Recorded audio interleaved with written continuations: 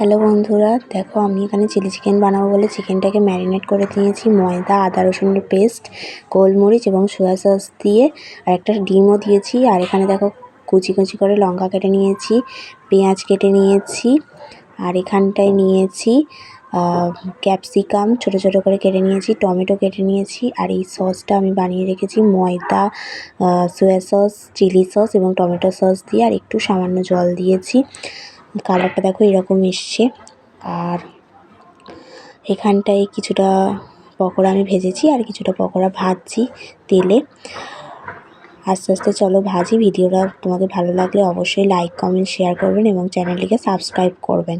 তো দেখো এখানে তেলের মধ্যে আমি পেঁয়াজ কুচি, ক্যাপসিকাম কুচি এবং টমেটো কুচি দিয়ে ভালো করে নাড়াচাড়া করছি। আর লঙ্কাটা এখনও দিইনি, একটু পরে এইগুলো হালকা ভাজা ভাজা হয়ে গেলে লঙ্কাটা দেবে ঝাল অনুযায়ী।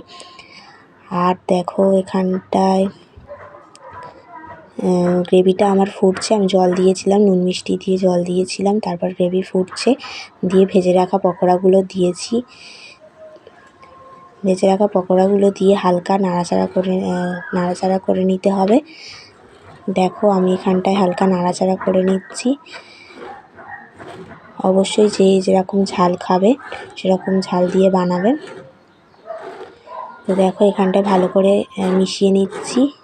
তারপরে দেখো আমার চিলি চিকেন রেডি। তো অবশ্যই ভিডিওটা ভালো লাগলে লাইক কমেন্ট শেয়ার করবেন।